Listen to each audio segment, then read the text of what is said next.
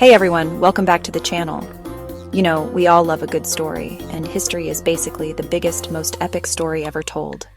But what if I told you that a lot of what you think you know about the past is, well, wrong? It's true. History is absolutely littered with myths, exaggerations, outright fabrications that have been passed down for generations. They're like those catchy but incorrect song lyrics you've been singing your whole life. You hear them so often you just assume they're true. But the real story is often way more complex and way more interesting. Today, we're putting on our myth-busting hats and diving deep into the past to expose the truth. I've compiled a list of the top 10 historical inaccuracies that people, maybe even you, still believe to this day. We're talking about everything from famous rulers, epic battles, scientific discoveries, social movements. Prepare to have your mind blown because some of these truths will completely change the way you look at history. It's time to separate the facts from the fiction, the reality from the rumor. So, get ready to unlearn everything you thought you knew. As we go through this list, I want you to be honest with yourself and with us. Jump down into the comments right now and let me know which of these myths you've always believed. Don't be shy. We're all here to learn together. And trust me, by the end of this video, you'll be the most interesting person at your next dinner party. Let's get started. All right, let's kick things off with a big one. Or should I say, a small one. Napoleon Bonaparte. When you picture him, what do you see? A brilliant military strategist. A French emperor. A really, really short guy, right? He's the poster child for the short man syndrome. We even named a psychological complex after him. This tiny, angry image is everywhere. Movies, cartoons, jokes. But here's the thing. It's nonsense. Napoleon wasn't actually short for his time. The myth comes from bad conversions and enemy propaganda. At his death, his height was recorded as 5 feet 2 inches, in French units. The pre-metric French inch was longer than the British inch. Proper conversion gives about 5 feet 7 inches in modern imperial units. The average Frenchman then was about 5 feet 5 inches. So Napoleon was slightly taller than average. The short idea spread because of his enemies, especially the British. British cartoonists mocked him constantly. They even called him Little Boney. The cartoons shrank him to diminish him politically. It made him look ridiculous and easier to rally against. And it worked. It worked so well that over 200 years later, we still think of Napoleon as the quintessential, short, angry guy. It's a lesson in how propaganda shapes memory more than facts. Next time someone mentions the Napoleon complex, tell them it started as a cartoon lie. The man himself was just average. Picture a Viking. Go on, close your eyes. You're probably imagining a big, burly, bearded warrior sailing on a longship, wielding an axe and wearing a helmet with giant horns sticking out of the sides, right? It's the definitive Viking look, seen in opera costumes, comic books, to sports team mascots. This image is so pervasive that it's almost impossible to separate the idea of Vikings from the idea of horned helmets. Toss that image right into the fjord. There is absolutely zero historical or archaeological evidence that Vikings ever wore horned helmets into battle. Not a single one has ever been found in a Viking grave or settlement. Think about it from a practical standpoint. Wearing a giant horned helmet in close quarters combat would be a massive disadvantage. It would be an easy target for an enemy to grab, yanking your head around and leaving you vulnerable. So where did this idea come from? We can largely thank a 19th century costume designer. In the 1870s, Richard Wagner staged Der Ring des Nibelungen, based on Norse mythology. The costume designer, Carl Emil Doppler, decided to give the Viking characters horned helmets. It was a purely artistic choice, meant to make them look more dramatic, primal, and fearsome on the stage. The look was a massive hit.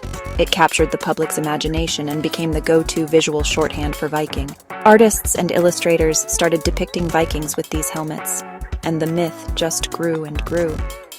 It tapped into a romanticized, Wagnerian vision of the past that had more to do with operatic fantasy than historical reality. The actual helmets that have been found from the Viking Age are much more practical, typically simple metal caps or leather caps, sometimes with a nose or eye guard. They were designed for protection, not for looking like a heavy metal album cover. So, while the horned helmet makes for a great Halloween costume and a recognizable symbol, it has nothing to do with the real warriors of the Viking Age. The real Vikings were pragmatic fighters who wouldn't have been caught dead in such a clumsy and dangerous piece of headgear. The only horns they were interested in were the ones they drank their mead out of, not the ones they wore on their heads. This is one of those amazing facts that gets repeated everywhere, from classrooms to trivia nights. The Great Wall of China is the only man-made object visible from space. It sounds incredible, doesn't it? It paints a picture of this immense, ancient structure as so monumental, so colossally huge, that it can be seen from hundreds of miles above the Earth with the naked eye. Unfortunately, it's just not true. Not even a little bit. And we don't have to speculate about this one. We can just ask the people who have actually been there.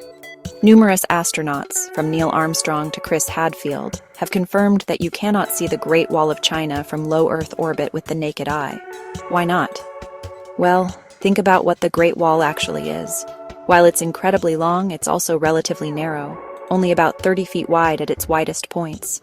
From around 250 miles up, that's like trying to see a single human hair from 2 miles away. It's just not possible. The color and texture of the wall also play a role. It's made of stone and earth, which blend with the terrain. It doesn't have the contrast to stand out. So how did this myth get so popular?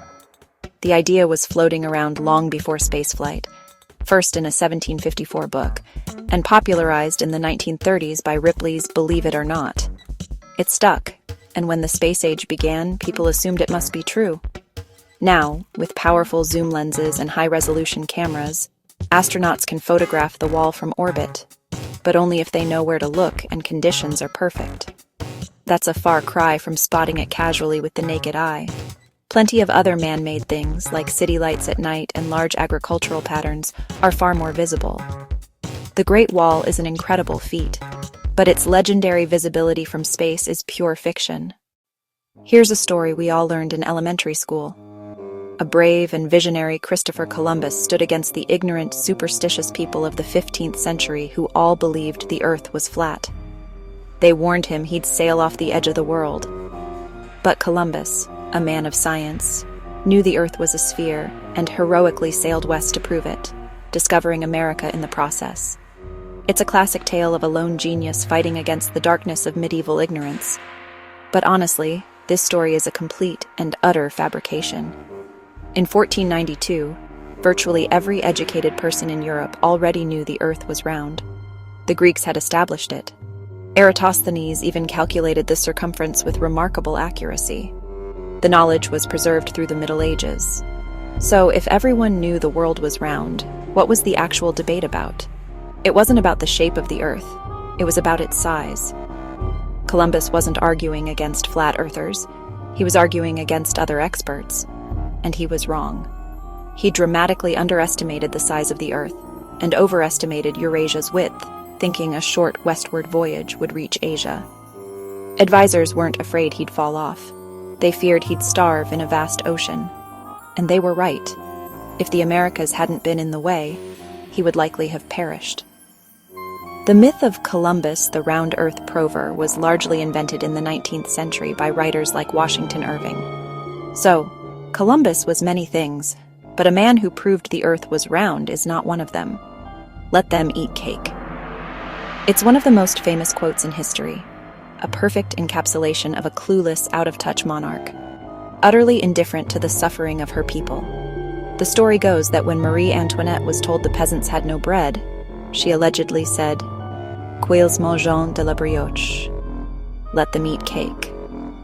There's just one tiny problem. There is no credible evidence she ever said it. The phrase doesn't appear in any contemporary records, letters, diaries, or testimonies. Nothing.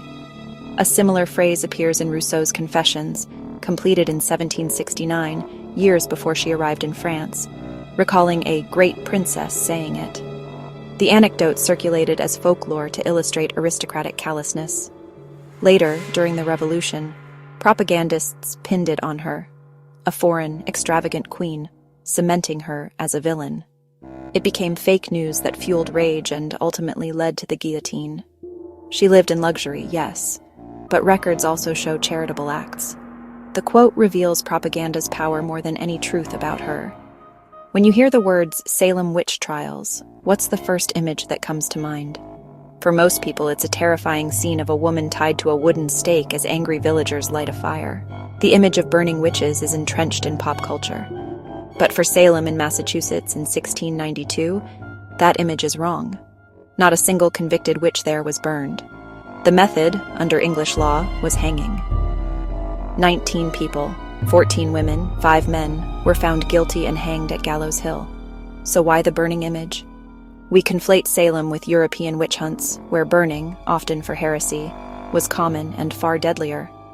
Over time, popular culture merged the two. Beyond the 19 hangings, at least 5 died in prison, and Giles Corey was pressed to death with stones for refusing to plead. Salem is horrific enough. No fictional flames needed. This one is a favorite among struggling students and their encouraging parents everywhere. Don't worry about your bad math grade. Even Albert Einstein failed math as a kid. It's a comforting thought, a late bloomer genius story. Unfortunately, it's 100% false. Einstein did not fail math. He was a prodigy. By 12, he taught himself Euclidean geometry. By 15, he had mastered differential and integral calculus. The myth seems to start with a 1930s Ripley's column. When shown the claim, Einstein laughed. "I never failed in mathematics. Before I was 15, I had mastered differential and integral calculus." Confusion. At 16, he failed the Zurich Polytechnic entrance overall, but passed math and science with flying colors. He retook non-science subjects the next year and got in. Another mix-up, a grading scale reversal where one used to be top, later bottom. Glancing at later cards without context makes it look like he did poorly, when he actually had excellent marks. So, sorry to burst the bubble, but Einstein was always a math genius. The Emancipation Proclamation is one of the most celebrated documents in American history. We learn that Lincoln signed it and, with a stroke of his pen, freed all the slaves. Powerful story. But the reality is more complicated. Crucially, it did not free all slaves. It applied only to enslaved people in rebelling states, the Confederacy, not to Union border states like Maryland, Delaware, Kentucky, and Missouri. Why? Lincoln used wartime powers as commander-in-chief, a war measure to cripple the Confederate economy, encourage escapes, and allow enlistment in the Union Army. It reframed the war as a fight for liberation and discouraged Britain and France from aiding the Confederacy. On the day it was signed, it didn't immediately free anyone where the Union had no control. Its force depended on Union victory. Complete abolition came with the 13th Amendment in December 1865, after the war and after Lincoln's assassination. The proclamation was pivotal and courageous, the beginning of the end of slavery, not the end itself. Cue the epic movie music. 2 muscular gladiators enter the Colosseum. The crowd roars. They proceed to fight a bloody, no-holds-barred battle to the death. The victor stands over his fallen opponent, looks to the emperor for a thumbs down, and delivers the fatal blow. This is the image films have cemented, but it's a major exaggeration. Gladiators were valuable assets, expensive to acquire, train, feed, and house. They were professional athletes and stars. Killing investments made no sense for Lannister. Most matches had rules and a referee. Fights often ended when one was wounded, disarmed, or surrendered by raising a finger. And then the fight stopped. Crowds weighed in, and the sponsor of the games decided the loser's fate. Poor performance could mean death, but brave, popular fighters were usually spared. Fans wanted to see favorites return.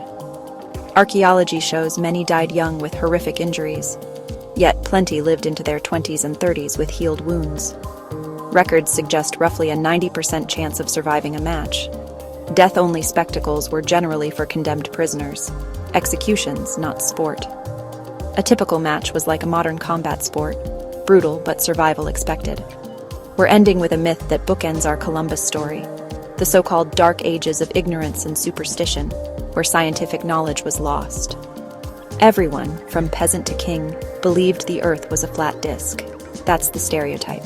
As we touched on with Columbus, this is wrong. The Greeks established sphericity, and educated Europeans never lost it. It was university curriculum. Bede wrote on it. Sacrobosco's Desfera was standard for centuries. Sphericity was common knowledge among theologians, scholars, astronomers, and the educated. Even the royal orb, a golden sphere topped with a cross, symbolized a spherical Earth. Why use a sphere if they thought it was flat?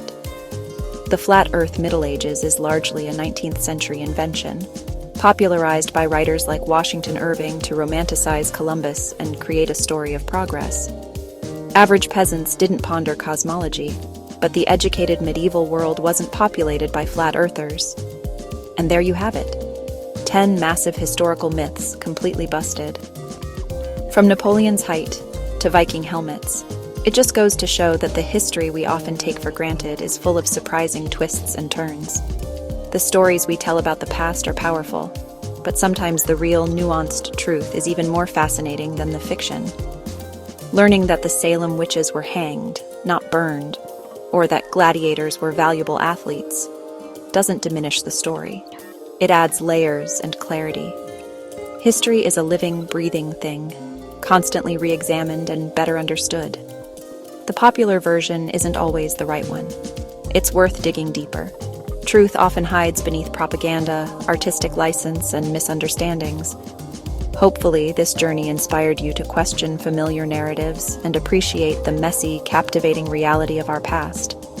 So, what other historical myths have you heard? Any popular facts you're suspicious of? Let me know in the comments. I'd love to read them and maybe tackle them in a future video. Thank you so much for watching and for being a part of this amazing community.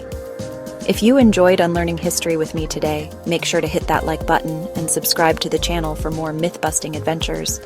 Until next time, stay curious.